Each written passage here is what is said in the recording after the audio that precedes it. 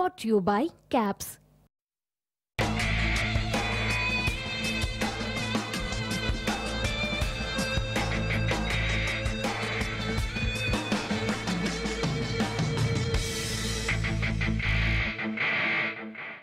নমস্কাৰ 8 বছৰ 5 দিন পাৰ হ'ল 8 বছৰ 5 দিন কম সময় নহয় আপোনালোকক স্বাগতম জনাইছো মই দীপক শৰ্মাই দা বাৰ্নিং টপিকলে কিহৰ পাৰ হ'ল 6টাকৈ বৰ্বৰ নৃশংস জঘন্য হত্যাকাণ্ড সংঘটিত হৈছিল গুৱাহাটীৰ পাৰ্শ্বৱৰ্তী এলেকাত আনকি শিশুৰ মূৰ কাটি লৈ যোৱা হৈছিল শিৰচ্ছেদ কৰা হৈছিল মূৰ পেলাই থোৱা হৈছিল অন্য ঠাইত আজিলে দুৰ্ভাগ্যৰ বিষয় যে এজনো অপৰাধীক অভিযুক্তক গ্ৰেপ্তাৰ কৰিব পৰা নাই আৰক্ষীয়ে কোনে হত্যা কৰিলে এতিয়াও হেও ৰহস্য যদিও হয়তো সকলোৱে জানে যে কোনে হত্যা কৰিলে আজি আমি 8 বছৰ 5 দিন পিছত কিয় আলোচনা কৰিছো দা বাৰ্নিং টপিকত হেভাবে আলোচনা কৰিছো কাৰণ এই বিষয়ত আমি কম যে আজি 2000 যি বিজয় শইকীয়া আৰু দুলাল শৰ্মা 2017 আজি 19 ডিসেম্বৰ 8 বাজিছে দিনৰ ভাগত গোপাল শৰ্মা হয় গোপাল শৰ্মাক সিআইডিয়ে জেৰা কৰিছে কিন্তু অত বছৰৰ পিছত সাক্ষী প্ৰমাণ জানো কিবা থাকিব ৰাইজে যাতে জনমত সৃষ্টি কৰিব পাৰে চৰকাৰৰ ওপৰত হেঁচা প্ৰয়োগ কৰিব পাৰে তাৰ বাবে সেই 100 গৰাকী নিৰীহ ব্যক্তি পুনৰবাৰ কৈছো 100 গৰাকী নিৰীহ ব্যক্তিক যিদৰে হত্যা কৰা হ'ল বৰ্বৰভাৱে তেওঁলোকে এতিয়াও তেওঁলোকৰ আত্মা ন্যায়ৰ অপেক্ষাত আছে স্বাগতম জনাইছো কেইবাগৰাকী অতিথি উপস্থিত আছে ষ্টুডিঅ'ত উপস্থিত আছে প্ৰাক্তন আৰক্ষী বিষয়া দিলীপ বৰা ডাঙৰীয়া ষ্টুডিঅ'ত উপস্থিত আছে গুৱাহাটী উচ্চ ন্যায়ালয়ৰ অধিবক্তা মানস শৰণীয়া ডাঙৰীয়া বিশিষ্ট সমাজকৰ্মী সুমিত্ৰা হাজৰিকা বাইদেউ আৰটিআই কৰ্মী দুলাল বৰা ডাঙৰীয়া আৰু সমগ্ৰ হত্যাকাণ্ডৰ ওপৰত বিশেষকৈ এখন গ্ৰন্থও তেখেতে লিখিছে কেইদিনমান পূৰ্বে উন্মোচন কৰিছিল editor in chief Ajit Kumar ভূঞাই আৰু জ্যেষ্ঠ সাংবাদিক পাৰ্থ প্ৰতিম হাজৰিকা আমাৰ ষ্টুডিঅ'ত উপস্থিত আছে এটা বৰ্বৰ হত্যাকাণ্ড পুনৰবাৰ কৈছো প্ৰাগ নিউজৰ editor in chief Ajit Kumar ভূঞাই আগবঢ়াব এডিটৰ্ছ ভিউ কাৰণ এনে ধৰণৰ হত্যাকাণ্ড যেতিয়া সংঘটিত হয় সমাজত সামাজিকভাৱে সামগ্ৰিকভাৱে এটা নিশ্চয় প্ৰভাৱ পৰে যে আচলতে দেশত আইন ব্যৱস্থা একো নাই নেকি 6টাকৈ হত্যাকাণ্ড আৰু এতিয়ালে অভিযুক্তক ধৰা হোৱা নাই আৰম্ভ কৰিব বিচাৰিছো প্ৰথমতে দুলাল বৰা ডাঙৰীয়া আপোনাৰ পৰা আৰম্ভ কৰিব বিচাৰিছো এই 8 বছৰ 5 দিন পাৰ হ'ল এজনো গ্ৰেপ্তাৰ নহল 6টাকৈ বৰ্বৰ জঘন্য হত্যাকাণ্ড আপুনি এখন কিতাপো লিখিছে ইয়াৰ ওপৰত এই সুদীৰ্ঘ সময় সম্পৰ্কে আপোনাৰ যদি মই মন্তব্য ল'ব বিচাৰো প্ৰথমতে মই অসমৰ মাননীয় মুখ্যমন্ত্ৰী মহোদয়ক কৃতজ্ঞতা জ্ঞাপন কৰিছো কাৰণ যেহেতু আমি একো নোপোৱাতকে মানে যেটো কোৱা যায় অসমীয়াত নাই মোমাইতকে কণা মোমাই ভাল কাৰণ যেটো সময়ত কংগ্ৰেছৰ কাৰ্যকালত এটা হত্যাৰ গোচৰ আমি ইমান দৰে মানে প্ৰতিবাদ কৰাৰ পিছতো মানে মই কৰিলো বা অন্যান্য দল সংগঠনে কৰিলে বা বিভিন্ন জাতীয় অনুষ্ঠানেও তাত মানে কন্ট্ৰিবিউশন আগবঢ়ালে বা মিডিয়ায়ো মানে তাত ভূমিকাটো কেতিয়াও মানে নুই কৰিব নোৱাৰি কাৰণ প্ৰথম দিনাখনৰ পৰাই মানে আমাৰ মিডিয়াই যথেষ্ট প্ৰভাৱ বিস্তাৰ কৰি আছে কিন্তু দেখা গ'ল যে এই যিখিনি ঘটনা ঘটিল তাত কিন্তু মানে কেতিয়াও পূৰ্বৰ চৰকাৰখনে কোনো বিহিত ব্যৱস্থা গ্ৰহণ নকৰিলে আৰু ইয়াৰ কাৰণটো হ'ল কি যে সেই সময়ৰ এজন মানে দিছপুৰ সমষ্টিৰ বিধায়ক তথা সমাজ কল্যাণ বা কাৰাগাৰ মন্ত্ৰী অকন বৰা তাত জড়িত হোৱাৰ কথা মানে তাত যেতিয়াই তেওঁৰ নামটো জড়িত হ'ল তেতিয়াই সেই বিষয়টো মানে সেই সময়ৰ চৰকাৰখনে ফালৰি কাটি থলে এতিয়া মই ক'বলৈ গৈছো যে যেহেতু তেওঁলোকে যিজন অকন বৰাই তেওঁ বাৰে বাৰে এটা কথাই কৈ থাকে যে হেৰি তেওঁ দিনত মানে আজি কিছুদিনৰ আগতেও তেওঁ কিবা এটা বক্তব্য ৰখা মই দেখা পাইছো যে এইটো ৰিপৰ্ট ছাবমিট কৰিছে সিআইডিয়ে তেওঁ হেতু এটা গোকাত মিছা কথা ক'লে কোনো ধৰণৰ ৰিপৰ্ট ছাবমিট কৰা নাই আৰু তেওঁ এছেম্বলিত ছাবমিট কৰা বুলি কৈছে কিন্তু এছেম্বলিত ছাবমিট কৰা কোনোৱে তেওঁক যেতিয়া প্ৰশ্ন কৰিলে যে এছেম্বলিত ছাবমিট কৰা ৰিপৰ্টটো কি আছিল তেওঁ ক'লে যে মই দেখা নাই কাৰণ তেওঁ এজন জনপ্ৰতিনিধি হৈ নাই দেখা বুলি ক'লে কাৰণ দেখিব কেনেকৈ যিহেতু একো কৰাই নাই গতিকে এতিয়া কিন্তু আজি কেইদিনমানৰ আগতে যিকেইজন পুলিচ বিষয়া অন্তত সেই সময়ৰ সোণাপুৰ থানাৰ ভাৰপ্ৰাপ্ত বিষয়া প্ৰণৱ ডেকা আৰু আব্দুল মতলেব চৌধুৰী তেওঁ আছিল তদন্তকাৰী বিষয়া এই দুজনক এৰেষ্ট কৰিলে কিন্তু এতিয়া এৰেষ্ট কৰাৰ কাৰণে আমি অন্তত আশাৰ ৰেঙনি দেখিছোঁ যে মানে কিবা এটা মানে ফালে গতি কৰিছে এতিয়া মই ক'বলৈ গৈছোঁ যে সেই সময়ৰ আৰু এজন পুলিচ বিষয়া যিজনে মানে নাম তাত জড়িত হৈছিল যিজন দিলীপ দত্ত কাৰণ চিআইডি প্ৰথম আয়ো আছিল গতিকে দিলীপ দত্তই তাত একো নকৰিলে গতিকে নকৰাটো মানে তেওঁ অৰ্জুন বৰদলৈ আৰু মৃদুলক তেওঁ এৰেষ্ট কৰিছিল সেই সময়লৈকে ঠিকে আছিল যেতিয়াই অকন বৰা ঘৰত তেওঁ জাৰা কৰিবলৈ গৈছিল সেইটো 2010 চনৰ জানুৱাৰী মাহৰ কথা মানে 2009 12 ডিচেম্বৰত এই ঘটনাটো সংঘটিত হৈছিল 2010 চনৰ জানুৱাৰী মাহত মাঘৰ বিহুৰ আগে আগে মই একজেক্ট তাৰিখটো পাহৰিছোঁ কাৰণ মই তেওঁক নি তাত অকন বৰা ঘৰৰ সমূহ মানে এমএলএ হোষ্টেলৰ কোৱাৰ্টাৰৰ মুখত নামাই থৈ গৈছিলোঁ আৰু তাৰপিছত কিন্তু সেই গতিটো কমি অহা দেখা গ'ল আৰু পৰৱৰ্তী সময়ত তেওঁ যোৰহাটলৈ অচি হিচাপে বদলি কৰি দিয়া গ'ল এতিয়া কথা হ'ল কি তাৰ পিছতো আপোনালোকে যদি চাই যিসকল তদন্তকাৰী বিষয়া আহিল 2 মাহ 3 মাহ 4 মাহৰ ভিতৰতে তেওঁলোকক ক'বলে মানে এটা হেৰি যিটো আৰু এখেত যিহেতু মোৰ কাষতে এজন পুলিচ বিষয়া আছে গতিকে যিসকলক কোনোবা হয়তো মানে ভাল জেগাত ডিএসপি দিয়া গ'ল নহ'লে কাৰোবাক হয়তো ওচি দিয়া গ'ল গতিকে তেওঁ তেতিয়া সেই গোচৰটো একো নকৰাকৈ মানে অকণবাৰ সুধিবলৈ গ'লে তেওঁলোকৰ এটা ভাল পোষ্টিং হয় গতিকে এতিয়া কথা হৈছে মই এইটো কথা ক'বলৈ গৈছোঁ যে যিসকল মানুহৰ নাম আমি তাত জড়িত কৰিছিলোঁ যে কেনেকৈ আন্টিৰ হোটেলত কি প্লেন কৰা হৈছিল বা কোন কেনেকৈ তাত জড়িত হৈছিল বা ধনিৰাম বৰুৱাৰ সেই হাৰ্ট চিটিখনক কিহৰ কাৰণে টাৰ্গেট কৰি লোৱা হৈছিল সকলোবিলাক কথা মই মোৰ এই গ্ৰন্থখনত সন্নিবিষ্ট কৰিছিলোঁ আৰু তাত আটাইতকৈ ডাঙৰ কথাটো হৈছে যে যিসকল মানুহক তাত হত্যা কৰি পেলাই থৈ যোৱা হ'ল তেওঁলোকৰ কিন্তু মানে হেৰি নাছিল আপোনাৰ ফৰেনচিকে একো বিচাৰি নাই পোৱা বুলি কৈছে কিন্তু লগতে মই এইটো কথা ক'বলৈ গৈছোঁ যে পুষ্পকুমাৰ বৰুৱা যিজন ফৰেনচিকৰ ডেপুটি ডাইৰেক্টৰ তেওঁ সেইটো ডিপাৰ্টমেণ্টৰে বিশেষজ্ঞ নহয় তেওঁক পঠিওৱা গ'ল আৰু পঠিওৱা গৈ পেলাই তেওঁক এটা ইনকম কৰিবলৈ সুবিধা কৰি দিয়া গ'ল কাৰণ অকণ বৰা বাহিনীয়ে তেওঁক মানে মেনেজ কৰি ল'লে আৰু লগতে তেওঁ সাফিচিয়েণ্ট নহয় বুলি তেওঁ এটা ৰিপৰ্ট দি পঠিয়াই দিলে গতিকে যে তেওঁ তাত যিবিলাক মানে হেৰি পোৱা গৈছিল ধৰক আপোনাৰ তেজৰ চেকুৰাই যিবিলাক সাফিচিয়েণ্ট নহয় বুলি ক'লে কিন্তু এতিয়া 12/18 যিটো গোচৰত প্ৰণৱ ডেকা আৰু আব্দুল মতলিব চৌধুৰীক এৰেষ্ট কৰি জেললৈ দিয়া গৈছে তাত কিন্তু পুষ্পকুমাৰ বৰুৱাৰ নামো আছে কিন্তু পুষ্পকুমাৰ বৰুৱাক আজিলৈকে কিন্তু এৰেষ্ট কৰা হোৱা নাই আৰু লগতে মই এই যিসকল তদন্তকাৰী বিষয়াই গাফিলতি কাৰণ আজি গাফিলতি কাৰ দিলীপ দত্ত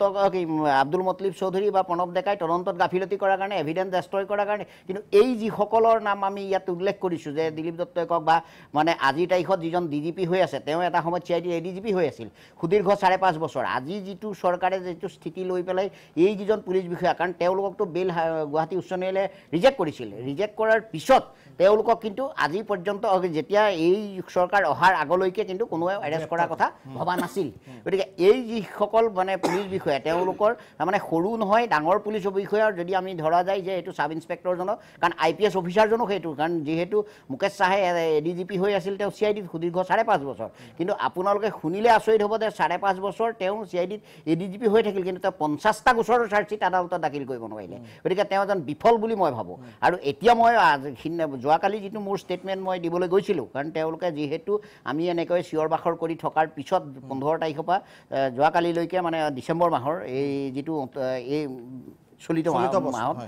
বছৰতে গতিকে যিটো ৰাজহুৱা শুনানি ব্যৱস্থা কৰিছিল তেতিয়া মই কিন্তু যোৱাকালিও সেই কথাটো কৈছিলোঁ যে অকল এই সৰু সৰু সাব ইন্সপেক্টৰজনক আনিলেই নহ'ব সেইজনকো কিন্তু তাৰ মানে তেওঁ কোনো কাৰণতে তাৰ বাহিৰত থাকিব নোৱাৰে কাৰণ তেওঁ যিহেতু এটা সময়ত তেওঁ ADGP আছিল আৰু তেওঁ আজি দুদিনমানৰ আগতে আপোনালোকৰ চেনেলতে কোৱা দেখা পাইছোঁ মই তেওঁ ষ্টেটমেণ্ট দিছে যে ময়ো তাত আছিল গতিকে ময়ো মানে স্পটলৈ গৈছিলোঁ গতিকে এভিডেন্স ডেষ্ট্ৰয় কৰিছে বা কিবা কিন্তু আজি যে সেইবিলাক এভিডেন্স ডেষ্ট্ৰয় কৰাৰ কাৰণে এই দুজন পুলিচৰ বিষয়াক এৰেষ্ট কৰিব পাৰিলে তেওঁ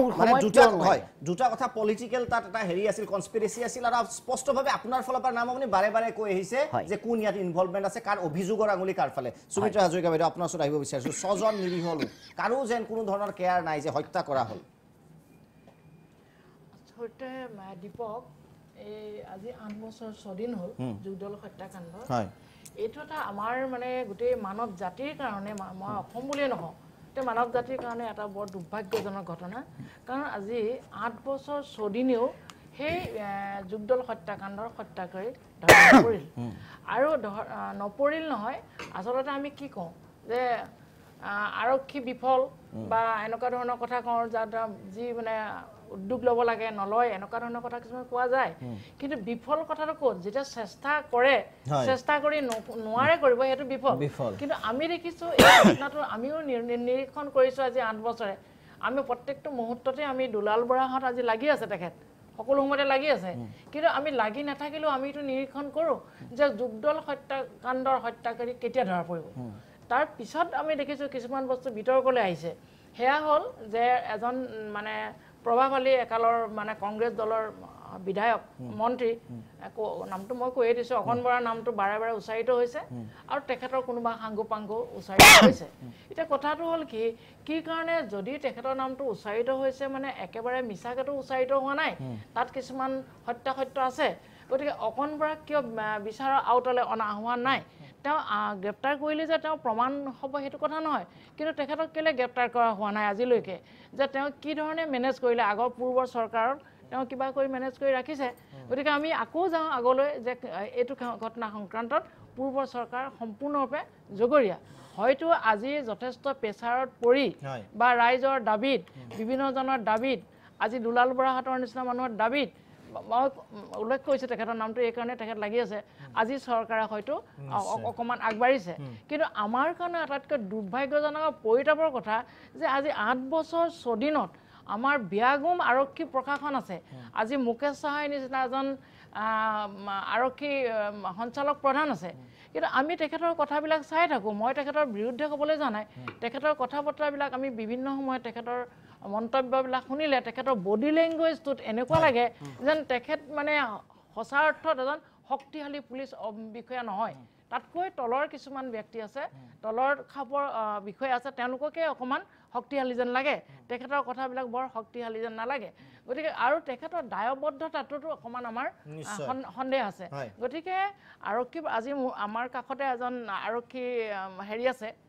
অৱসৰপ্ৰাপ্ত বিষয়া আছে তেখেতে এইবিলাক ক'ব জানিব কিন্তু আমি কৈছোঁ কি আমি কালৈ চাওঁ আজি আমি ন্যায়ালয়লৈ চাওঁ আমি প্ৰথমতে আমি আৰক্ষী প্ৰশাসন তাৰপিছত তাৰ পৰা যেতিয়া সমাজত 8 বছৰ আৰু 5 দিন হ'ল মানস শৰ্মা ডাঙৰে এতিয়া ইনভেষ্টিগেশ্যন হৈছে আজি বিশেষকৈ মই কৈছোঁ যে বিজয় শইকীয়া আৰু গোপাল শৰ্মাক আজি দিনত গোটেই জেৰা কৰা হৈছে 4-5 ঘণ্টা CIDৰ কাৰ্যালয়ত আপোনাৰ পৰা জানিব বিচাৰিছোঁ এই কেছটোত এতিয়া কিমান আচলতে লেকুনা থাকি যাব পাৰে 8 বছৰ এতিয়া আকৌ সুটপুছ নহয় এইটোতো ঘটনাটোৰ পৰা যিটো গম পোৱা গ'ল এতিয়া নতুন যেনেকৈ প্ৰথমতেতো গাপ দি ৰখাৰ নিচিনা বুলি ক'ব লাগিব কিন্তু দেখা যায় যে ন্যায় যি 14গৰাকী ব্যক্তি মৃত্যু হ'ল বা মাৰি থৈ গ'ল তেওঁলোকৰ কিন্তু মৃত্যু কোনে মাৰিলে সেইসকলে কিন্তু কেতিয়াও পানিছমেণ্ট নাপায় আৰু তেওঁলোকে জাষ্টিছ নাপাব এতিয়া আমাৰ আজিৰ বিষয়টো কি হৈছে যে যুগদল হত্যাকাণ্ডৰ 8 বছৰ পিছত দুজন পুলিচ বিষয়াক ধৰিলে আৰু পুলিচ বিষয়া দুজন ধৰিলে কিয় তেওঁলোকে হত্যাকাণ্ডৰ লগত যিবিলাক তথ্য সমল এইবিলাক তেওঁলোকে নাইকিয়া কৰিছে যিটো আইন বিৰুদ্ধ আৰু এজ এ পুলিচ অফিচাৰ তো তাৰ আগতে অৰ্জুন বৰদলৈৰ কথাটো ক'ব লাগিব অৰ্জুন বৰদলৈক আনিলে তেওঁলোকে নিশ্চয় তেওঁৰ পৰা কিবা পালে আৰু তেওঁক কোনে হত্যা কৰিলে সেইটো এটা ছেকেণ্ড কেছ প্ৰথম কথা হ'ল যুগদল হত্যা এটা কেছ এটা হ'ল অৰ্জুন বৰদলৈক কোনে মাৰিলে দ্বিতীয়তে এই অফিচাৰবোৰ জড়িত ইটো এটা বেলেগ কেছ কাৰণ ইটো আৰু সেই মাৰ্ডাৰ কেছৰ ট্ৰাই নহয় এইটো তেওঁলোকে এভিডেঞ্চ লুকোৱাৰ কাৰণে বেলেগ এটা কেছ হ'ব বেলেগ নহয় আৰু এওঁলোকে বাৰু পানিছমেণ্ট পালে বা চাকৰিৰ পৰা আজি গ'ল বাৰু ডেকাৰ গ'ল হেৰিৰ গ'ল কিবা কাৰণত 6 মাহ বা এবছৰ 2 বছৰ আৰু এইটো এভিডেঞ্চ হয় ইমান ডাঙৰ পানিছমেণ্ট নহয় এইটো আৰু তেওঁলোকক যে কিবা প্ৰুফ কৰিব পাৰিব সেইটো মোৰ সন্দেহ আছে আৰু দ্বিতীয়তে যুগদলৰ গোটেই কাণ্ডটো যে মই ভাবোঁ যে জাষ্টিছ নাপায় মই এজ এ লয়াৰ কৈছোঁ কাৰণ এইটো আজি 8 বছৰ পিছত তেওঁলোকে ডেষ্ট্ৰয় কৰিলে সেই ডেষ্ট্ৰয় কৰাটোহে কিবা কাৰণত প্ৰুফ হ'ব পাৰে কোনে মাৰিছিল কাৰণ অৰ্জুন আৰু এই পুলিচ বিষয়া আজি আপুনি দুলাল বৰা ডাঙৰীয়া আৰু সুমিত্ৰা বাইদেউ ভাল কথা কৈছে যিজন আজি আমাৰ DGP তেওঁৱে এই হত্যাকাণ্ডৰ লগত সেই সময়ত এজন উষ্ঠপদস্থ পুলিচ বিষয়া যাৰ কণ্ট্ৰলত CID চলে আৰু তেওঁৰ দিনত ফেইল হোৱা আজি তেওঁ বিচাৰি পালে আজি তেওঁলোকে জানে যে ইতিমধ্যে যুগদল হত্যাকাণ্ডৰ আৰু কোনো সাক্ষী প্ৰমাণ নাই বৰ বেছিলে দুজন পুলিচ ভিক্টিমাইজ হ'ব আমাৰ সন্মানটো বাচিব এইটো এটা একচুৱেলি কাকতুলীয় মানে ঘটনাৰ নিচিনা হৈছে আচলতে যুগদল হত্যাকাণ্ডৰ লগত তেওঁলোকে যে জাষ্টিছ দিব মোৰ এইটো সন্দেহ হৈছে দিলীপ বৰা ডাঙৰীয়া আপোনাৰ ওচৰত আহিব বিচাৰিছোঁ ব্যক্তিগত প্ৰশ্ন নহয় কিন্তু প্ৰশ্নটো সামগ্ৰিকভাৱে যেতিয়া ভিক্টিম দুৰ্বল হয় সাধাৰণ মানুহ হয় দুখীয়া সাধাৰণ জনতা হয় আৰু একিউজ যেতিয়া প্ৰভাৱশালী হয় এদিনো এজনো অপৰাধী ধৰা নপৰে মই ঠিকেই কৈছে আপুনি আমাৰ সমাজ ব্যৱস্থাটোতে এই কেৰুণটো সোমাই পৰিছে তাতকৈ ডাঙৰ কথা কি মই প্ৰথমতে CIDতকৈ আচলতে যেতিয়া সেই সময়ত আমাৰ SSP আছিলে SSP চিটিৰ দায়িত্বত থাকে থানাখন আৰু যেতিয়া যুগদল হত্যাকাণ্ড হ'ল তাৰপিছত ইনভেষ্টিগেশ্যনৰ প্ৰথম অৱস্থাত সম্পূৰ্ণ দায়িত্ব বৰুৱা আছিল চিটি পুলিচৰে থাকে কোন আছে অফিচাৰজন পাহৰিলোঁ মই এতিয়া কোন আছিলে অফিচাৰজন মনত নাই তাৰপিছত এই ঘটনাটো যেতিয়া ঘটিল আৰু ধনীৰাম বৰা মোৰ সম্পৰ্কীয় হয় অলপ দূৰ সম্পৰ্কীয় গতিকে মই গোটেই ঘটনাটো সেই সময়ত জানো তাৰ ঠিক আগে আগে মই CIDৰ পৰা গৈছোঁ মই এপ্ৰিল 2009ত IGP CID হিচাপে মই আছিলোঁ তাৰপিছত মই এডিশ্যনেল DGP হৈ পেলাই আপোনাৰ ফায়াৰ ছাৰ্ভিচত গ'লোঁ তাৰপিছত ঘটনাটো ঘটিছে যেতিয়া ঘটনাটো ঘটিলে তেতিয়া ইট ৱাজ সবৰে মুখে মুখে এটাই কথা আছিলে যে ইয়াৰ যিসকল একিউজ তেওঁলোক এ চাৰ্টেইন ইনফ্লুৱেঞ্চিয়েল গ্ৰুপ অফ পিপল আৰু তেওঁলোকৰ নামবিলাক সকলোৱে জানিছিলে মই চাই আছিলোঁ এইটো কি হৈছে কিহৰ কাৰণে এৰেষ্ট হোৱা নাই এইটো এটা কথাটো এৰেষ্ট বা ইনভেষ্টিগেশ্যনটো কিয় প্ৰগ্ৰেছ কৰা নাই এনেকৈ ঠাই থকাৰ পিছত অলপ দিনৰ পিছত গম পালোঁ যে এইটো বিশেষকৈ এটা কোনোবা এটা চক্ৰৰ হেঁচাত যিটো পলিটিকেল চক্ৰ বুলি আপোনালোকে স্পষ্টভাৱেই কৈছে আৰু ময়ো এতিয়া ক'বলৈ দিগদাৰ নাই পলিটিকেল চক্ৰৰ হেঁচাতে বস্তুটো ইনভেষ্টিগেশ্যন ভাল হোৱা নাই আৰু ফলত তেতিয়া তেওঁলোকে এটা অৰ্ডাৰ কৰিলে যে CID-য়ে চাব লাগে অৰ্ডাৰ কৰিব লাগে গভৰ্ণমেণ্টৰ পৰা তেতিয়া এটা বা DGPৰ পৰা অৰ্ডাৰ কৰিব লাগে যে CID-য়ে চাব লাগে বুলি তেতিয়া CID-য়ে চোৱা আৰম্ভ কৰিলে কিন্তু তাৰ পিছত এটা ডাঙৰ ঘটনা হ'ল মই পাৰ্চনেলি ব্যক্তিগতভাৱে মই এটা আপোনালোকে ইনচিডেণ্ট ক'ব খোজোঁ যে 2 বছৰ পিছত তেতিয়া বোধ কৰোঁ প্ৰয়াত শংকৰ বৰুৱা আছিলে আপোনাৰ DGP তেতিয়া তেখেত আছিলে বোধ কৰোঁ তাৰপিছতে আহিলে আপোনাৰ জয়ন্ত চৌধুৰী জয়ন্ত চৌধুৰীয়ে এদিন এখন মিটিং পাতিলে তেখেতে আহি পেলাই প্ৰথমতে খুব ভাল কেইটামান কাম কৰিবলৈ ভাবিছিলে যে আমি তাৰপিছত এটা আছিলে পুলিচ পাব্লিক ৰিলেশ্যনৰ ইম্প্ৰুভমেণ্ট त्या মিটিংখনত যেতিয়া হ'ল তেতিয়া মোক আৰু দুজন পুলিচ অফিচাৰক দায়িত্ব দিলে যে আপোনালোকে এটা ৰিপৰ্ট দিয়ক কি ধৰণে আমি অসমত পুলিচ আৰু পাব্লিক ৰিলেশ্যনটো ইম্প্ৰুভ কৰিব পাৰোঁ আমি তিনিজনে বহি পেলাই কেইটামান বস্তু তেখেতক দিলোঁ দি পেলাই যেতিয়া ৰিপৰ্টখন ছাবমিট কৰিলোঁ ছাবমিট কৰি পেলাই আমি ক'লোঁ যে সকলোবিলাক ব্যৱস্থা অলৰেডি লট আছে প্ৰব্লেমটো হৈছে ইমপ্লিমেণ্টেশ্যন আৰু ছাৰ আপুনি যদি কৰিব খোজে কিবা সঁচা অৰ্থত পুলিচ পাব্লিক ৰিলেশ্যন ইম্প্ৰুভ কৰিব খোজে তেনেহ'লে যোগদল হত্যাকাণ্ডত যিটো কেছটো আগবঢ়া নাই আৰু ইতিমধ্যে আপোনাৰ পুলিচ অফিচাৰ কেইজন ইনভলভ পুলিচ অফিচাৰ কেইজনে এণ্টিচিপেটৰী বেইলৰ কাৰণে হাইকোৰ্টত গৈছিলে আৰু তেওঁলোকৰ বেইল ৰিজেক্ট হৈছে তেওঁলোকক প্ৰথমতে আপোনালোকে এৰেষ্ট কৰি পেলাই এই কামটো আৰম্ভ কৰক যদি সঁচাকৈ আমি কিবা পুলিচ পাব্লিক ৰিলেশ্যন কৰিব খোজোঁ ইম্প্ৰুভ কৰিব খোজোঁ তাৰপিছত কিন্তু সেইটো একো নহ'ল আৰু মই এই কথাটোৱে ক'ব খুজিছোঁ যে আমাৰ যিটো ক্ৰিমিনেল যেটো আমি ক্ৰিমিনেলাইজেশ্যন অফ সোসাইটি মই আজিকালি আৰু কাৰো মানুহৰ কথা ক'বলৈ নিবিচাৰো criminalisation of society has started long back আৰু সেই কাৰণে আমাৰ এই অৱস্থাটো আহি পৰিছে যেতিয়া এটা ধৰক আপোনাৰ executive chief executive of a state তেওঁৰ লগত থকা যিসকল এছিষ্টেণ্ট এক্সিকিউটিভ তেওঁলোকৰ লগত থাকে আৰু যিবিলাক এক্সিকিউটিভে আপোনাৰ প্ৰশাসন চলাই আছে পুলিচ প্ৰশাসন চলাই আছে তেওঁলোক সকলো যদি এই ইনফ্লুয়েন্সৰ মাজত আহি যায় ক্ৰিমিনেলাইজেশ্যন ইনফ্লুয়েন্সৰ মাজত আহি যায় তেনেহ'লে আমাৰ ৰিজাল্টটো এইটো হয় পাৰ্থপ্ৰতিম হাজৰিকা কৰি আপোনাৰ ওচৰত আহিব বিচাৰিছোঁ যুগদল হত্যাকাণ্ডৰ ইমান বছৰ পিছত আমি আলোচনা কৰিবলৈ আহি পেলাই আজি প্ৰথমতে মই গোটেই কেইজন বক্তাৰ কথাখিনি শুনাৰ পিছত এটা কথা এইটো ক্লিয়াৰ যে এইটো ৰাজনৈতিক হেঁচাত বন্ধ হোৱা এটা কেছ এইটো ৰাজনৈতিক হেঁচা আছিল মানে যি ধৰণৰ ৰাজনৈতিক হেঁচাই নহওক লাগিলে কিন্তু মোৰ এটা মূল কথা মই ভাবি থকা মূল কথাটো হ'ল কি যে এই গোটেই হত্যাকাণ্ডটো হৈছিল মাটিৰ কাৰণে কোনোবাই মাটি দখল কৰিবলৈ বা মাটিখিনি বেচা কিনা কৰিবৰ কাৰণে তালৈ আহিছিল মই পোৱা খবৰ মতে বাহিৰৰ পৰা টিম আহিছিল দল আহিছিল তাত মাটি চাবৰ কাৰণে আৰু যিমান দূৰ মই জানো গুজৰাটৰ পৰা আহিছিল টিম তেওঁলোকে সেই মাটিখিনি চাবলৈ আহিছিল মাটি কিনিব মাটি কিনাৰ লগতে কিনাৰ সময়ত তেওঁলোকে কণ্ডিশ্যন দুটা দিলে এটা কণ্ডিশ্যন হ'ল যে there should be no legal hassles এই মাটিখিনি যদি আমি লওঁ আমাৰ কাৰণে যদি লওঁ তেওঁলোকে ইণ্ডাষ্ট্ৰি পাতিব কিবা কৰিব এই মাটিখিনি কোনো লিগেল হেচেল থাকিব নোৱাৰিব ইয়াত there should be no encroachment যি আছে এইবিলাক খালী কৰিব লাগিব নাম্বাৰ 2 সেইটো বৰ ক্ৰুচিয়েল সেইটো হ'ল যে হাৰ্ট ইনষ্টিটিউটখন য'ত আছে সেইটো তাত ইনক্লুড হ'ব লাগিব মই পোৱা খবৰটো সেইটো ঠিক আছে তাৰ মানে এই অকল সেইখিনি যোগদলৰ সেইখিনি মাটিয়ে নহয় হাৰ্ট ইনষ্টিটিউটৰ ধনিৰাম বৰুৱা গোটেই মাটিখিনি ধৰি পেলাই তেওঁলোকৰ অংক আচ্ছা কথা হ'ল কি যে এই যে দলটো বাহিৰৰ পৰা আহিছিল এই দলটোতো নিজে আহি ইয়াত ভূমিষ্ঠ হোৱা নাই কোনোবাই তেওঁলোকক লৈ আহিছিল এই লৈ অহা মানুহবিলাক কোন ডেট সেই যদি পইণ্টটো যদি কোনোবাই যদি খুচৰি উলিয়াব পাৰিলেহেঁতেন ইমান দিনৰ ভিতৰত বা আজিও তেতিয়াই হয়তো ধৰা পৰি গ'লহেঁতেন কথাটো ক'ত নিশ্চয় আছে এই কথাটো কোনোবা আজিলৈকে চিন্তা কৰি চোৱা নাই যে আচলতে মাটিৰ সম্বন্ধেহে এই কাজিয়াখন হৈছিল মাৰ্ডাৰটো হৈছিল বেলেগ কথা মাৰ্ডাৰটো হ'ল তাৰ পৰা মানুহখিনি আঁতৰাই দিবৰ কাৰণে আচ্ছা মাৰ্ডাৰ হোৱাৰ পিছত দেখা গ'ল যে সেই বাচ্চা দুটাৰ সৰু সৰু দুটা বাচ্চাৰ কটা মূৰ দুটা ওলাল ধনিৰাম বৰুৱা হাৰ্ট ইনষ্টিটিউটৰ কাষত কিয় কেম্পাছত কিয় তাৰ কাৰণটো হ'ল যে তেওঁক সেই ধৰণেৰে বলিৰ পথত ছুপাৰ কপ হ'ব নালাগে অজিত কুমাৰ ভূঞা ডাঙৰ আপোনাৰ ওচৰত আহিব বিচাৰিছোঁ সকলোৱে প্ৰায় জানে মুখে মুখে যে অভিযুক্ত কোন কেনেকৈ তদন্ত কৰিব লাগিছিল তথাপিও সম্পূৰ্ণৰূপে বিফল হোৱা নাই আৰক্ষী কাৰণ সুমিত্ৰা হাজৰিকা বাইদেৱে কৈছে যে কোনো ধৰণৰ তদন্তই কৰা নাই সমাজৰ বাবে ক্ষতিকাৰক এই ঘটনাটোৰ বিষয়ে ই কিমান জঘন্য আৰু সাম্প্ৰতিক ইতিহাসত ই কিমান এটা কলংকিত কথা সেইটো আকৌ দোহৰাৰ প্ৰয়োজন নাই কিন্তু বাৰে বাৰে আমি এটা কথা ক'ব লাগিব যে এই ঘটনাটোৱে বা এনেকুৱা ধৰণৰ ঘটনাই আমাৰ গোটেই যিটো ৰাজনৈতিক ব্যৱস্থা বা আমাৰ আৰক্ষীৰ যিটো ভূমিকা ৰাজনীতিবিদসকলৰ যিটো ইতিমধ্যে দিলীপ বৰাই কৈছে যে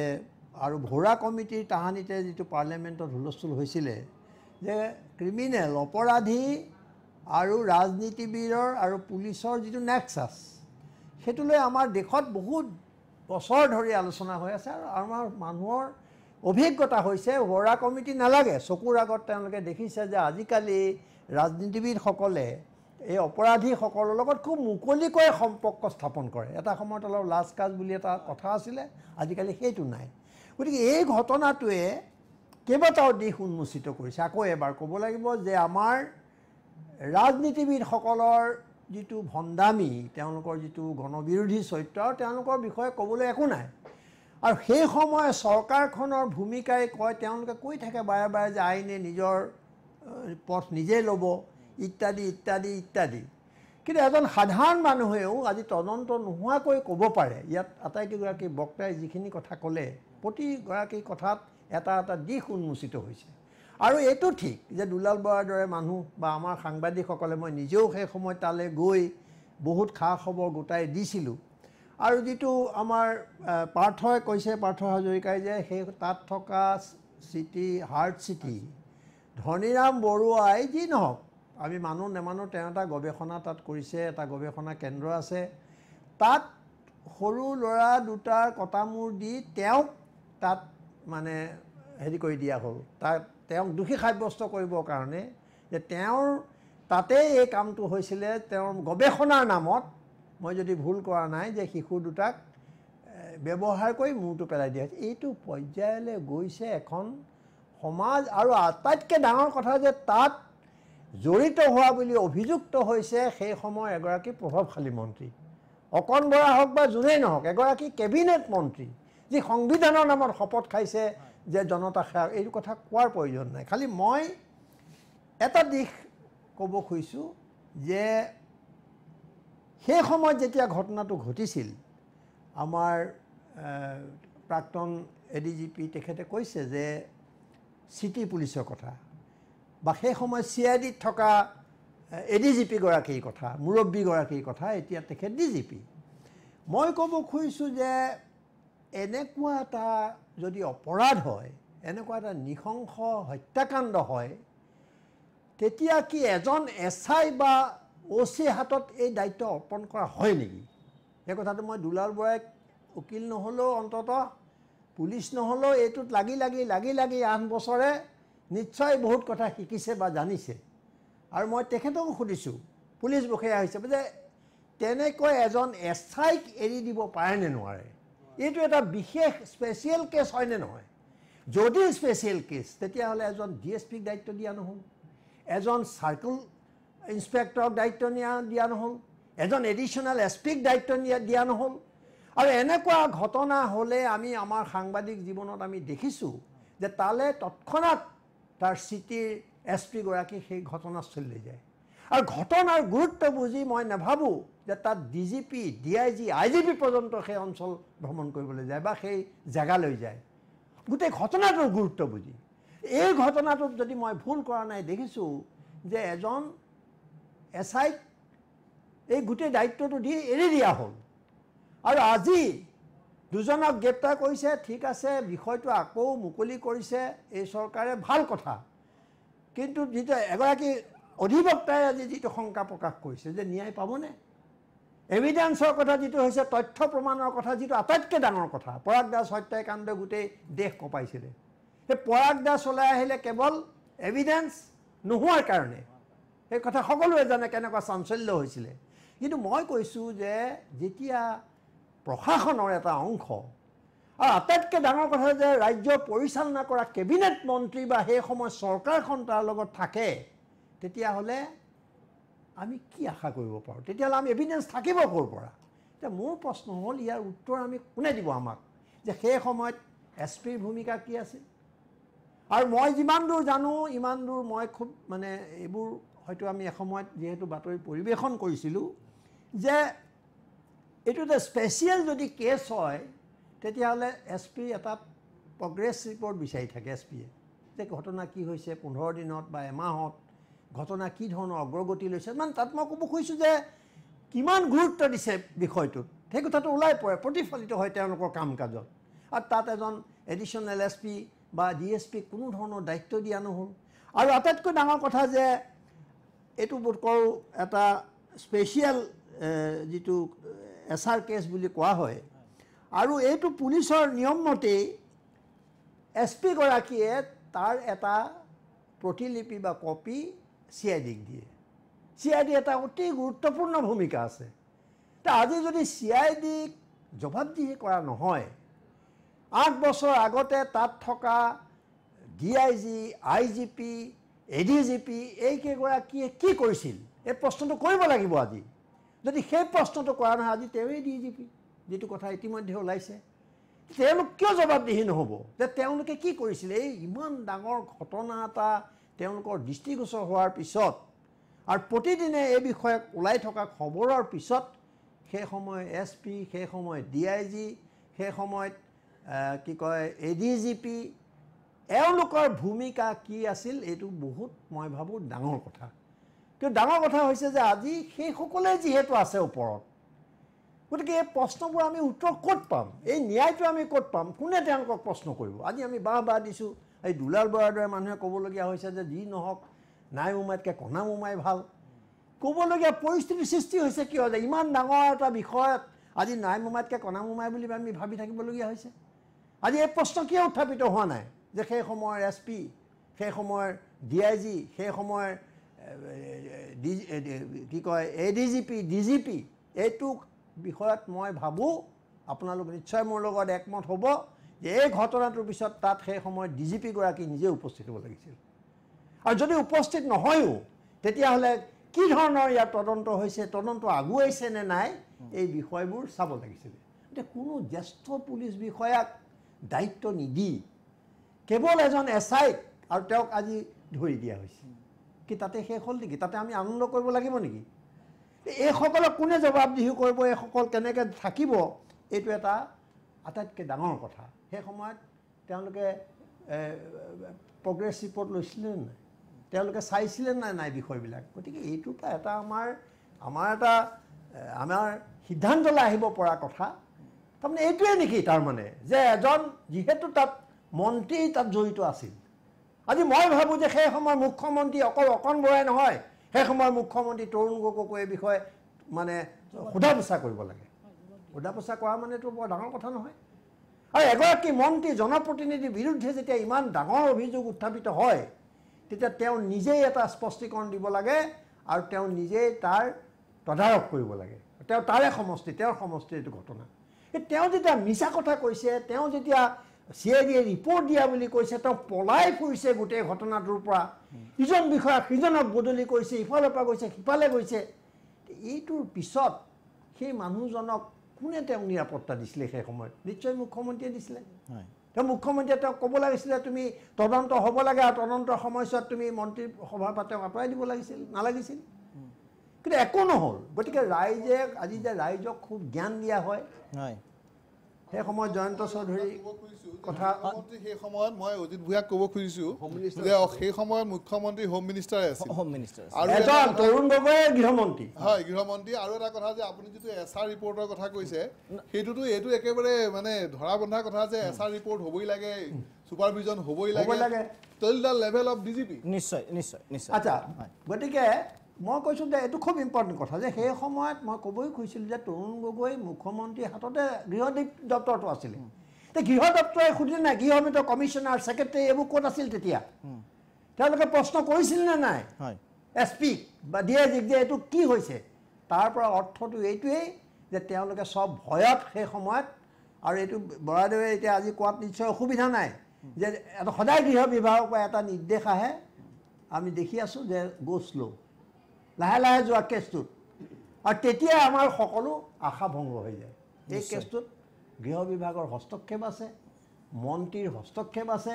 গতিকে এইবোৰ গোটেই হত্যাকাৰী মিলি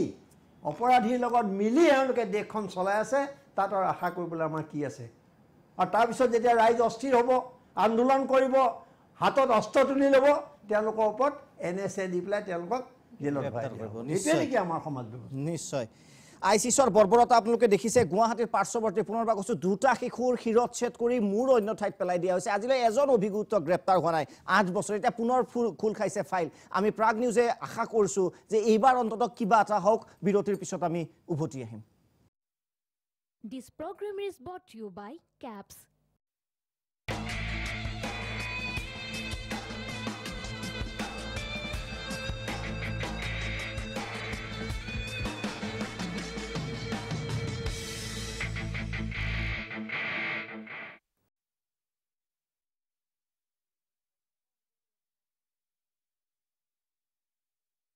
This program is brought to you by CAPS.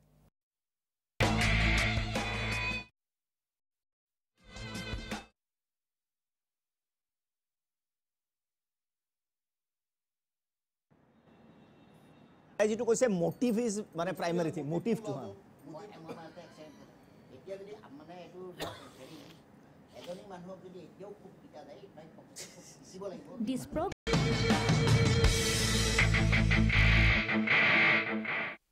উভতি আহিছোঁ বিৰতিৰ পিছত দ্য বাৰ্ণিং টপিকলৈ যোগদল হত্যাকাণ্ডৰ নৃশংস 6টাকৈ হত্যাকাণ্ড সেই সম্পৰ্কে কথা পাতি আছোঁ এইভাৱে কথা পাতি আছোঁ কাৰণ এতিয়া নতুনকৈ পুনৰ আৰম্ভ হৈছে এই তদন্ত দিলীপ বৰা ডাঙৰীয়া আপোনাৰ ওচৰত আহিব বিচাৰিছোঁ মাধৱ শৰণে ডাঙৰীয়া যিটো কৈছিলে যে এতিয়া সম্ভাৱনা হয়তো বিশেষ নাথাকিব 8 বছৰ পিছত এজন শীৰ্ষ আৰক্ষী প্ৰাক্তন আৰক্ষী বিষয়া হিচাপে আপুনি কি ক'ব যে যদি ইচ্ছা কৰে মানে কষ্ট যদি কৰে ইনভেষ্টিগেটিং অফিচাৰে আৰু সিনচিয়াৰলি যদি কৰে তাৰ লাইনটো যদি ঠিকে থাকে মই ভাবোঁ যে সাৰ্কামস্টেন্সিয়েল এভিডেন্সখিনি তেখেতসকলে উলিয়াব পাৰিব কাৰণ এই হত্যাকাণ্ডৰ আঁৰত বহুতকেইটা চক্ৰান্ত আছে ষড়যন্ত্ৰ আছে সেই ষড়যন্ত্ৰবিলাক যদি তেওঁলোকে ফাঁচ কৰিব পাৰে ষড়যন্ত্ৰবিলাক ফাঁচ কৰাৰ লগে লগে এটা পাৰ্টিবিলাক ওলাই পৰিব কোন কোন পাৰ্টি এই ষড়যন্ত্ৰত ইনভলভ আছিলে তাত অকল মাৰ্ডাৰেই হোৱা নাই মাৰ্ডাৰ হোৱাৰ পিছত তাৰ ডেড বডিৰ মূৰ কাটি লৈ গৈ পেলাই বেলেগ এজন মানুহক ফচাবলৈ চেষ্টা কৰা হৈছে এইবিলাক বিভিন্ন ধৰণৰ ঘটনা তাৰ লগত জড়িত হৈ আছে বাহিৰৰ পাৰ্টি আহিছে বুলি একেতে কৈছে পাৰ্থই কৈছে বাহিৰৰ পৰা পাৰ্টি আহিছে বুলি সেই পাৰ্টিবিলাক ক'ৰ আছিলে কি কথা কি বতৰা এইবিলাক কোনে আনিছিলে এইবিলাক যদি আপুনি ফহিয়াই চাই তেনেহ'লে নিশ্চয় আপুনি সাৰ্কামস্টেন্সিয়েল এভিডেন্স পাব আৰু এটা কথা মই ভাবোঁ মই আচলতে এইটো মই এতিয়া নাজানো আছে কেনে নাই ফৰেনচিক সায়েন্স লেবৰেটৰীৰ পৰা যিটো ৰিপৰ্ট আহিছিলে সেইটো ৰিপৰ্ট আছিলে কিছুমান বস্তুৰ ওপৰত বেছ কৰি সেই বস্তুবিলাকৰ যদি পেলাই দিয়া নাই তেওঁলোকে ধ্বংস কৰি দিয়া নাই কাৰণ সদায় মানুহে কয় যে লাষ্টলৈকে সদায় এভিডেন্স কিছুমান থাকিয়েই যায় যিমানেই ক্ৰিমিনেলে চেষ্টা নকৰক যদি সিনচিয়াৰলি ইনভেষ্টিগেটিং অফিচাৰে চেষ্টা কৰে তেনেহ'লে কিন্তু এভিডেন্স উলিয়াব পাৰে হুইচ মে নট বি মানে 100% চিয়'ৰ কিন্তু এটলিষ্ট ডেট উইল ছাপৰ্ট দিব পাৰে লৈ যাব পাৰে support the circumstantial evidence that will help the case to solve the case গতিকে মই ভাবোঁ যে এতিয়াও গোটেই আশা গুচি যোৱা নাই আৰু চৰকাৰ বৰ্তমান চৰকাৰক মই ক'ব খোজোঁ যে তেখেতসকলে যিহেতু কেছটো ৰিঅ'পেন কৰিছে তেখেতসকলে এই কষ্টটো কৰিব লাগে প্ৰয়োজন হ'লে এইটো CBI দিব লাগে CBI হয়তো এনকুৱাৰী কৰিব লাগে তেতিয়াহে যদি কিবা এটা ওলাইগে কাৰণ কি আপোনাৰ CBI এক্সপাৰ্টাইজ আছে মই এইটো কথাৰ কাৰণে কোৱা নাই যে CBI আমাতকৈ বহুত ভাল বেলেগ মানুহ তেওঁলোকো আমাৰ নিচিনাই মানুহ কিন্তু তেওঁলোকৰ মেইন জব ইজ ইনভেষ্টিগেশ্যন গতিকে ইনভেষ্টিগেশ্যন যেতিয়া তেওঁলোকে একমাত্ৰ জব কৰে মেইন জবেই নহয় একমাত্ৰ জব কৰে তেওঁলোকৰ এক্সপাৰ্টাইজ বহুত আছে সেই এক্সপাৰ্টাইজৰ মাজেৰে গৈ পেলাই তেওঁলোকে এতিয়া সম্ভাৱনা উলিয়াব পাৰে এজনে কৈছে যে তেওঁলোকৰ এই কনভিকশ্যন নহ'ব শৰণীয়াই কৈছে কিন্তু কনভিকশ্যনটো পিছৰ কথা হ'বনে নহয় প্ৰবেবিলিটি কৈছোঁ চাৰ্জশ্বিটখনটো হওক মানুহখিনিটো আহক জবাবদিহি কৰক যিখিনি মানুহ ইনভলভ আছে তেখেত দুলাল বৰাই কোৱাৰ দৰে অজিত ভূঞাই কোৱাৰ দৰে ইয়াত আৰু বহুত ডাঙৰ ডাঙৰ মানুহৰ নামো আহি গৈছে তেওঁলোকে কি ধৰণে তাত ইনভলভ হৈ আছে চৰকাৰটোৰ কথা আহি গৈছে আগৰ চৰকাৰটোৰ কথা গতিকে গোটেইখিনি মানুহৰ পৰা কিছুমান কথা আমি জানিব পাৰিম আৰু অসমৰ মানুহৰ এটা মানে আশা হ'ব যে আমাৰ প্ৰশাসনটো এতিয়াও পুৰাকৈ গেলি যোৱা নাই মই কোৱাৰ কাৰণ বেষ্টটো হ'ল কি আজি যদি প্ৰদীপ চালহে আমাৰ SP আহে আজি যদি মুকেশ চাহে আহে মই কথা এটা কৈছোঁ মষ্ট প্ৰবলি পলিটিকেল ইণ্টাৰফাৰেঞ্চটো মেক্সিমাম হৈছে আজি এই ঘটনাৰ লগত আমি অকণ বৰা ডাঙৰীয়া জড়িত নহয় বুলি কোনো কাৰণত কয় তেওঁ এভিডেঞ্চেৰে ঢুকি নাপাব পাৰে কিন্তু এই ঘটনাৰ লগত অকণ বৰাৰ যে অলপ হ'লেও আছে সেই সময়ৰ গৃহমন্ত্ৰী আমাৰ বা মুখ্যমন্ত্ৰী তৰুণ গগৈৰ যে অলপ হ'লেও ধৰক কোনো লিখিতভাৱে কোনো ফাইলত চহী নকৰিলেও যে তেওঁ যে কিবা আংশিকভাৱে হ'লেও সন্মতি জনাইছে যে এই ইয়াৰ তদন্তটো লেহেমীয়া হ'ব লাগে কালপ্ৰিজন ফাইণ্ড আউট হ'ব লাগে কাৰণ আমাৰ পলিটিকেল দলৰ মানুহ বা আমাৰ পলিটিকেল পাৰ্টিৰ মানুহ এই কথাটোৰ কাৰণে মই কৈছোঁ মই এবষ্ট্ৰেক্ট কথা এটা কোৱা যেন লাগিছে এজ এ লয়াৰ নাই কিন্তু কথাটো মই কৈছোঁ আপুনি যিটো কৈছে এই কথাটো নোহোৱা নহয় যে গুজৰাটৰ এটা কেছত মই নাম ক'লোঁ য'ত মোদী আৰু অমিত শ্বাহ জড়িত আছে তেওঁলোকৰ কেছত তেওঁলোকক ট্ৰায়েল কৰোঁতে পুলিচৰ ইনভেষ্টিগেশ্যনে তেওঁলোক পুনৰ জড়িত সুপ্ৰিম কোৰ্টত আকৌ এপিল কৰিলে সুপ্ৰিম কোৰ্টে CIDক দিয়ে তাৰপিছত তেওঁলোকৰ এই ৰিচেণ্টলি তেওঁ খালাচ পোৱা আল্টিমেটলি তেওঁলোকে ট্ৰায়েল ফেচ কৰিলে আৰু পুলিচ অফিচাৰজন এতিয়া জেলত যিয়ে নহয় এইটো আফটাৰ সুপ্ৰিম কোৰ্টে ইণ্টাৰফাৰেঞ্চ কৰাৰ পিছত কিন্তু এতিয়া যেতিয়া এজন পুলিচ বিষয়াক হাইকোৰ্টে কেছদাৰী হিচাপে বেল ৰিজেক্ট কৰিলে তেতিয়া তেওঁক এৰেষ্ট নকৰে আপুনি কি বিচাৰিব আপুনি চিন্তা কৰক তাত এখন কেছদাৰীবিলাক যেতিয়া এক্সামিন কৰিব তেতিয়া কেনেধৰণে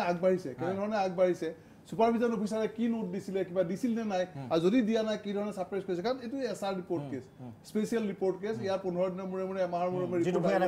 ইনভেষ্টিগেশ্যন প্ৰচেছটো কেনেকৈ চলিছে হ'ব লাগে এইবিলাক কথা যে ইনভেষ্টিগেশ্যনত আহি যাব তেতিয়া কি অট'মেটিকেলি কালপ্ৰিটবিলাকো লাহে নিশ্চয় নিশ্চয় দুলাল বৰা ডাঙৰী এতিয়া নতুনকৈ যি হ'ল তাৰ সময়ক আমি উভতাই আনিব নোৱাৰোঁ কিন্তু এতিয়া যিটো আজি বিশেষকৈ দুজনক জেৰা কৰাইছে এতিয়া আপুনি গোটেই ঘটনাটো যিহেতু প্ৰথম দিনাৰ পৰা আপুনি লক্ষ্য কৰি আহিছে এতিয়া তদন্তটো কেনে দেখিছে কিবা আশা দেখিছে নে আৰু আমি আহ্বান কৰিব লাগিব চৰকাৰক মই যোৱাকালিও যেতিয়া মই CIDত গৈছিলোঁ যোৱাকালি মই গৈছোঁ গৈ মই CIDত মোৰ এখন কিতাপো দিছোঁ মই কালি DIGক লগ ধৰিছোঁ আৰু লগ ধৰি মই গোটেই কথাখিনি কৈছোঁ আৰু মই তেতিয়া কৈছোঁ বা আজিও আপোনালোকৰ জৰিয়তে মই যদি তেওঁলোকে পাহৰিছে বা অসমৰ জনসাধাৰণক মনত পেলাই দিবলৈ লৈছোঁ ইয়াত এগৰাকী মহিলাই গোটেই ঘটনাটো দেখিছিল আৰু সেইগৰাকী হ'ল অভাজন দলৈ যে অৰ্থাৎ যিজন হৰকান্ত দলৈ মৃত্যু হ'ল তেওঁৰ ভাই বোৱাৰীয়ে দেখা পাইছিল যেতিয়া তেওঁ ৰাতি পেচাব কৰিবলৈ উঠি আহিছিল সেই ঘটনাটো ঘটোতে গতিকে তেতিয়াহ'লে সেই মানুহগৰাকীৰ মুখ খোলাব পৰাটো মানে CIDৰ ক্ৰেডিট হ'ব বুলি মই ভাবোঁ আৰু সেইটো যাতে তেখেতসকলক মই যোৱাকালিও কৈছোঁ আৰু আজিও কৈছোঁ আৰু তেখেতে মানে মুখ খুলিছিল এগৰাকী দীপা বুলি মানে হোমগাৰ্ডে সেই গোটেই কথাখিনি হেৰি গৈছে কিন্তু প্ৰণৱ ডেকাৰ মানে উচতনিত বা যি কাৰণতে নহওক প্ৰণৱ ডেকা সেই সময় সোণাপুৰৰ OCৰ ছত্ৰছায়াত লাগি সেই মহিলাগৰাকী মুখ খোলাৰ পৰা বন্ধ হ'ল গতিকে তেওঁ পইচা পাই হৈছে বা কিবা হৈ গৈছে মই সেইটো নাজানো এতিয়া মই এতিয়া ক'বলৈ গৈছোঁ যে যদি আজি তাৰিখতো মই অন্ততঃ এই মানে এতিয়া যিহেতু গোচৰটো পুনৰ মানে তদন্ত আৰম্ভ হৈছে গতিকে এই অভাজন দলৈৰ পত্নীক যদি জাৰা কৰা যায় তেওঁৰ মুখে দিয়ে তেওঁ কোন আছিলে ওলাব আৰু মোৰ সন্দেহ আছে তেওঁৰ হাজবেণ্ড বা তেওঁৰ পুত্ৰ জড়িত আছে নহয় যিটো কাৰণে তেওঁ মুখ খুলিবলৈ ভয় খাইছে নহ'লে তেওঁলোকৰ ঘৰৰ মানুহ কোনোবা হয়তো মানে সোমাই যাব পাৰে গতিকে মই আজি আপোনালোকৰ এই অনুষ্ঠানৰ জৰিয়তে মই মানে CID টিমক অৰ্থাৎ DIG ৰণতালী হাজৰিকা ডাঙৰীয়াৰ নেতৃত্বত যিটো ইনভেষ্টিগেশ্যন চলি আছে সেইটোত মই এতিয়া তেখেতক পুনৰবাৰ ৰিকুৱেষ্ট কৰিছোঁ যে অন্ততঃ সেই মহিলাগৰাকীক আনক আৰু যিকোনো মানে উপায়েৰে তেখেতৰ মুখেদি সেই কথাটো উলিওৱাৰ ব্যৱস্থা কৰক আৰু তেতিয়াই গোটেই সমস্যাটোৰ সমাধান আহিব গতিকে এনেই আমি বেবেই বাংকে গোটেই প্ৰমাণে চিঞৰি আছে পাৰ্থ প্ৰতিভা প্ৰমাণে চিঞৰি আছে তাৰ পিছতো ইনভেষ্টিগেশ্যন নাই হেৰি নাই কিমান দুৰ্ভাগ্যজনক গোটেই কথাটো হ'ল মানে আমি যিটো সাধাৰণতে কৈ থাকোঁ পলিটিকেল উইলৰ কথা সেই সময়ত পলিটিকেল উইলটো আছিল যে এইটো বন্ধ কৰিব লাগে এতিয়া আমি এনেকুৱা ধৰণৰ আমি ভাৱ এটা হৈছে যে আমাৰ এইটো পলিটিকেল উইল হৈছে যে এইটো খুলিব লাগে বা এইটোৰ এটা বিচাৰ হ'ব লাগে কিন্তু মই অজিত ভূঞা ডাঙৰীয়ালৈ এই কথাটো ঠেলি দিছোঁ মোৰ আমি কথাখিনি পাঠ্যক্ৰমৰ পৰা মোৰ এনেকুৱা এটা ভাৱ হৈছে যে অলপ আগতে আমি কথা পাতিলোঁ যে এই সৰু সৰু দুজন পুলিচ অফিচাৰক কেনেকৈ এৰেষ্ট কৰি লৈ আহিলে তেওঁলোকৰ চাকৰি যাব ডিছমিছ হ'ব কিবা হ'ব কিন্তু এই যে অজিত দাই অলপ আগতে ক'লে যিবোৰ ৰাঘৱ বৰালী যিবিলাক আছে ৰাঘৱ বৰালীবিলাকক জালত পেলাবৰ কাৰণে কি ব্যৱস্থা লোৱা হ'ব সেইটোহে এই পলিটিকেল উইলটোৰ যদি তেওঁলোকে সঁচাকৈ পলিটিকেল সঁচাই যদি আছে তাৰ প্ৰমাণ হ'ব তেতিয়া এতিয়া কথাটো হ'ল কি যে অজিত দাইটো এইটো কথাও কৈছে যে তৰুণ গগৈকো সোধা পোছা কৰিব লাগে কাৰণ তেওঁ যিহেতু গৃহমন্ত্ৰী আছিলে এই সময়ত গতিকে কথাটো হ'ল কি এই চৰকাৰখনে কিমান দূৰলৈকে আচলতে জালখন পেলাব নে জালখন পেলোৱাৰো এটা কিবা সীমা থাকিব সেইটোৰ ওপৰত ডিপেণ্ড কৰিব আমি আচলতে কিমান দূৰলৈকে যে কেছটো মানে এই হত্যাকাণ্ডটো আমি তাৰ ন্যায় পাম নে নাপাম বা পাব নে নাপায় এইটো আমি বিচাৰ কৰিব পাৰোঁ এই গোটেই কথাটো হ'ব তেনেকুৱা আৰু এটা দ্বিতীয় কথা হ'ল কি যে মোৰ ফালৰ পৰা খালি মই এইটো কথা বিচাৰোঁ যে অলপ আগতে দুলাল বৰা ডাঙৰীয়াই ক'লে যে সেই মানুহগৰাকীক সুধিলে গম পোৱা যাব যে কোনে সেই হত্যাকাণ্ডটো কৰিলে হত্যাকাণ্ডটো যিসকলে কৰিছে একজেক্ট ক্ৰাইমটো সেইটো এটা বেলেগ চেপ্টাৰ কিয় হ'ল মটিভটো এটা বেলেগ চেপ্টাৰ কাৰ লাভ হ'ব এই মাটিখিনি কিনা বেচা কৰি কাৰ লাভ হ'ব সেই কথাখিনি যদি আমি উলিয়াব পাৰোঁ তেতিয়াহ'লে কিজানি আমি অজিত দাই কোৱাৰ নিচিনাকৈ তৰুণ গগৈকে ধৰি সকলোকে সাঙুৰি আনিব পাৰোঁ তেতিয়াই হয়তো আমাৰ তেতিয়া থকা DIG মানে CIDৰ DIG হওক বা IGP যি হওক সকলোকে যদি আমি টানি আনিব পাৰোঁ তেতিয়াহে আচলতে আমাৰ এই গোটেই কথাটো আমি এইটো আচলতে ছজন ব্যক্তিক কৰা নৃশংস অন্যায় বুলি ক'লে ভুল নহ'ব গোটেই ব্যৱস্থাই সুমিত্ৰা হাজৰিকা বাইদেউ হয় ইতিমধ্যে আটাইকেইজন আলোচকে এটা কথা উল্লেখ কৰিছে আৰু editor in chief Ajit Bhuyan ডাঙৰীয়াই কৈছে যে সেই সময়ত মানে আজিৰ পৰা 7.5 বছৰ আগৰ কথা এইটো 8 বছৰে হ'ল আৰু সেই সময়ত যিসকল আৰক্ষী বিষয়া বাগা বাগা বুলি কোৱা হৈছে তেখেতসকলৰ কথাটো আজি ওলালে আমি সদায় চাই থাকোঁ যে লোকেল থানাখনে কি কৰিলে OC জনে কি ক'লে আয়োজনে কি দিলে তাৰপিছত তেওঁলোকৰ এভিডেন্সে কি ক'লে আমি এইবোৰ চাওঁ কিন্তু আজি আলোচনাৰ পৰা ওলাই গৈছে যে সেই সময়ত সেই উচ্চ পদস্থ আৰক্ষী বিষয়াসকলে সম্পূৰ্ণৰূপে যুগদল হত্যাকাণ্ডটো তেওঁলোকে ইগন'ৰ কৰিলে কমপ্লিট ইগন'ৰ কৰিছে আৰু ঢাকিবলৈ চেষ্টা কৰিছে আৰু এইকাৰণে হয়তো তেতিয়াৰ মুখ্যমন্ত্ৰীৰ হাততে আছিলে গৃহ বিভাগটো তেখেতো তাতে ইনডাইৰেক্টলি হ'লেও তেখেত জড়িত হৈছে এতিয়া আমি ভাবোঁ যে চাৰ্কামটেঞ্চেছ এভিডেঞ্চৰ কথা এটা আছে মানস কৰ্ণীয়ে জানিব যে আজি কিছুদিনৰ আগতে এগৰাকী ৰেপ কৰি মাৰ্ডাৰ কৰা ছোৱালী হেতালপাৰী আমি বাৰম্বাৰ হৈছে হেতালপাৰীকৰ কেছটো 14 বছৰৰ মূৰত চাৰ্কামটেঞ্চেছ এভিডেঞ্চত গৈ সেইটো ধনঞ্জয় চেটাৰ্জী প্ৰমাণ হ'লগৈ 14 বছৰ আৰু কেইদিনমানৰ আগতে মই এখন টাইমছ অফ ইণ্ডিয়াত ক'ত পঢ়িলোঁ যে তেনেকুৱা এটা হত্যাকাণ্ডত এজন ব্যক্তি 25 বছৰৰ মূৰত তেওঁ কনভিকশ্যন হৈছে মানে তেওঁক ধৰাই নাছিলে এৰেষ্টে কৰা নাছিলে তো গতিকে আমি আশাবাদী যে আমাৰ যিবোৰ চাৰ্কামটেঞ্চেছ এভিডেঞ্চে নিশ্চিতভাৱে